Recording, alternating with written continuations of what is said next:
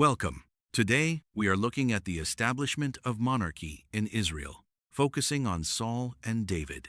This is a key topic in your CRS exams. Pay close attention. Let us begin. First, let me explain why Israel wanted a king. The period of the judges was marked by a cycle of sin, oppression, repentance, and deliverance. The book of Judges says, "In those days Israel had no king. Everyone did as they saw fit." The people saw that other nations had kings. They wanted to be like them. They came to Samuel and said, "Appoint a king to lead us, such as all the other nations have." Samuel was displeased.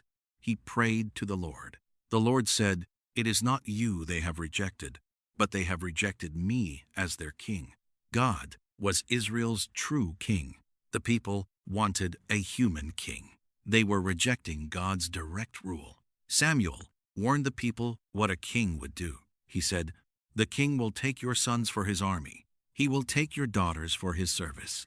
He will take your best fields and vineyards. He will take a tenth of your grain and flocks." Samuel told them that a human king would be costly. They would lose their freedom. But the people refused to listen. They said, "We want a king over us. Then we will be like all the other nations." So the Lord said to Samuel, "Give them a king." Now let me explain the selection of Saul as king. There was a Benjamite named Kish. He had a son named Saul. Saul was an impressive young man. He was head and shoulders taller than anyone else. Kish lost some donkeys. He told Saul to go and look for them. Saul traveled through the hill country but could not find them. He came to the town of Zuph. His servant said, "There is a man of God in this town. Let us go to him. Perhaps he will tell us which way to go." As they were entering the town, Samuel came out. The Lord had revealed to Samuel, "This is the man who will govern my people." Samuel invited Saul to eat with him. The next day, Samuel took a flask of oil and poured it on Saul's head. He said, "Has not the Lord anointed you leader over his inheritance?" Samuel gave Saul signs to confirm the anointing. When Saul turned to leave, God changed Saul's heart. Samuel summoned the people to Mizpah. He said, "You have rejected your God, who saves you. You have said, 'Set a king over us.'" Samuel had each tribe come forward. The tribe of Benjamin was chosen. The clan of Matri was chosen.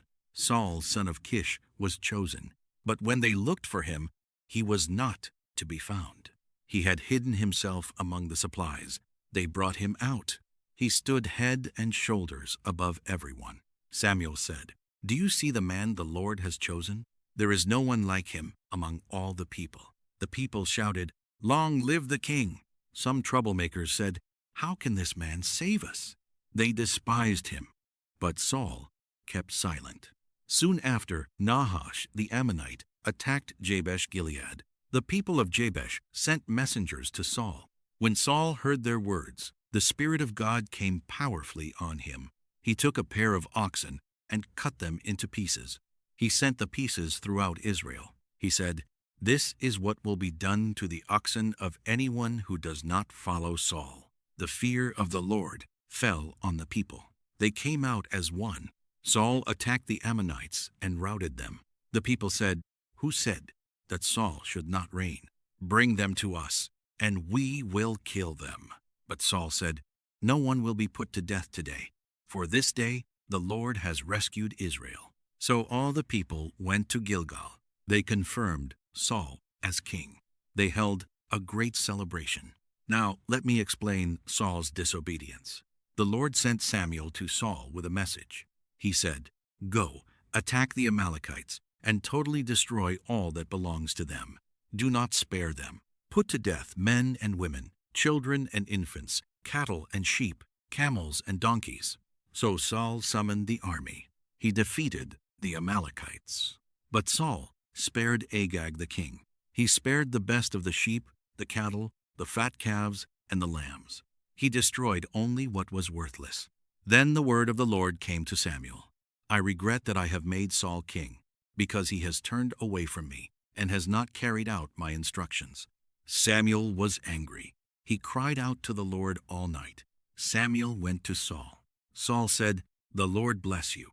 I have carried out the Lord's instructions." Samuel said, "What then is this bleating of sheep in my ears? What is this lowing of cattle that I hear?" Saul said, "The soldiers spared the best of the sheep and cattle to sacrifice to the Lord your God, but we totally destroyed the rest." Samuel said, "Does the Lord delight in burnt offerings as much as in obeying the Lord? To obey is better than sacrifice, for rebellion is like the sin of divination. Because you have rejected the word of the Lord, he has rejected you as king." Saul said, "I have sinned. I was afraid of the people, and gave in to them. Now forgive my sin." But Samuel said, "The Lord has rejected you as king over Israel." Samuel put Agag to death. Samuel never went to see Saul again. Now let me explain the selection of David as king. The Lord said to Samuel, "How long will you mourn for Saul? I have rejected him as king. Fill your horn with oil. I am sending you to Jesse of Bethlehem. I have chosen one of his sons to be king." Samuel was afraid. He said, "If Saul hears about it, he will kill me." The Lord said, "Take a heifer and say, 'I have come to sacrifice to the Lord.' Invite Jesse to the sacrifice." Samuel did what the Lord said. When he arrived at Bethlehem, he consecrated Jesse and his sons. When they arrived, Samuel saw Eliab. He thought, "Surely the Lord's anointed stands here." But the Lord said, "Do not consider his appearance or his height. I have rejected him." The Lord looks at the heart. Jesse had 7 of his sons pass before Samuel. Samuel said, "The Lord has not chosen these." He asked, "Are these all the sons you have?" Jesse said, "There is still the youngest. He is tending the sheep." Samuel said, "Send for him." Jesse sent for his youngest son. He was brought in. He was glowing with health and had a fine appearance. The Lord said, "Rise and anoint him. This is the one." So Samuel took the horn of oil and anointed him in the presence of his brothers. From that day on, the Spirit of the Lord came powerfully on David.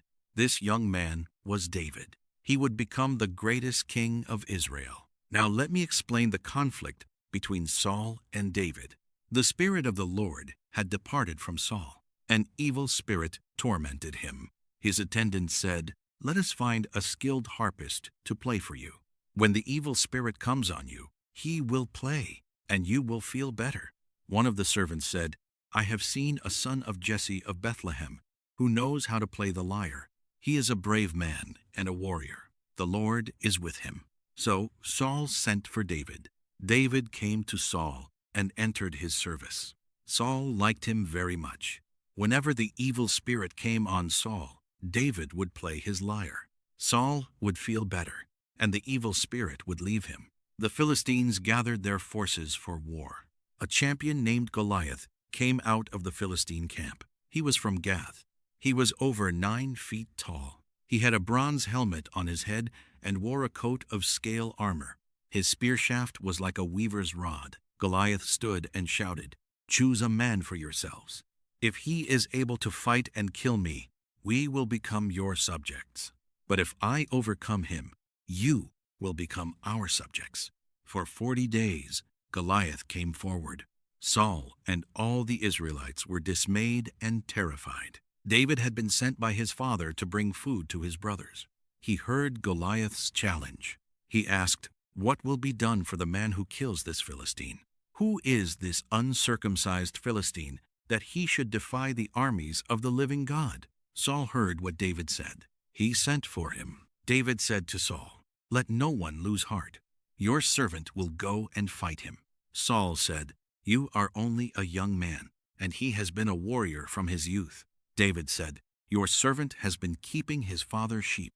When a lion or a bear came and carried off a sheep, I went after it and struck it. The Lord who rescued me from the paw of the lion will rescue me from the hand of this Philistine." Saul said, "Go, and the Lord be with you." Saul dressed David in his own tunic and armor.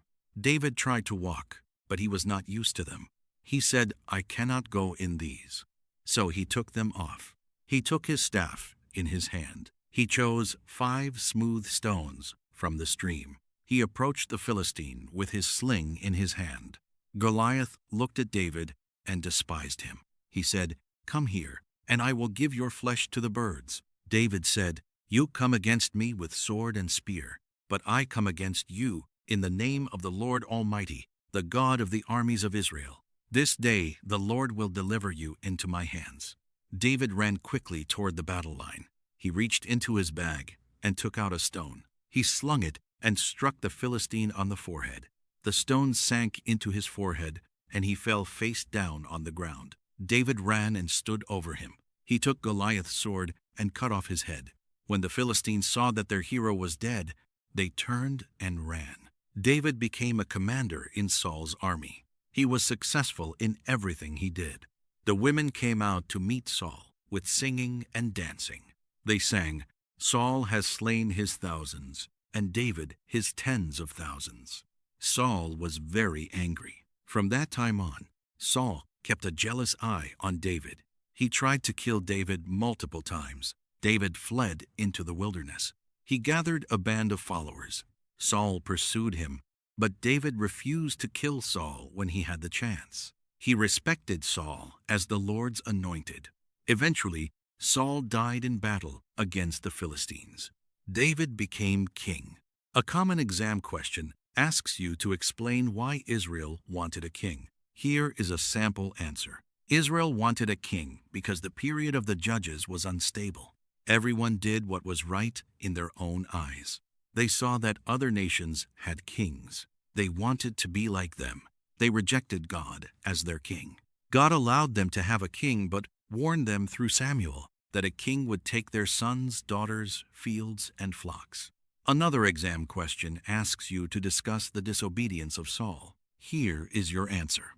Saul disobeyed God by sparing Agag, the king of Amalek, and the best of the sheep and cattle. God had commanded him to destroy everything. Saul claimed that he spared the animals to sacrifice to the Lord. But Samuel said, "To obey is better than sacrifice." Because Saul rejected the word of the Lord rejected him as king. Let me give you a quick summary. Israel demanded a king to be like other nations. Saul was chosen because he was tall and impressive. He disobeyed God by sparing the Amalekite king and animals. God rejected Saul as king. David was anointed by Samuel. He defeated Goliath. Saul became jealous and tried to kill David. David respected Saul as the Lord's anointed. Keep reviewing. Keep practicing. See you in the next topic.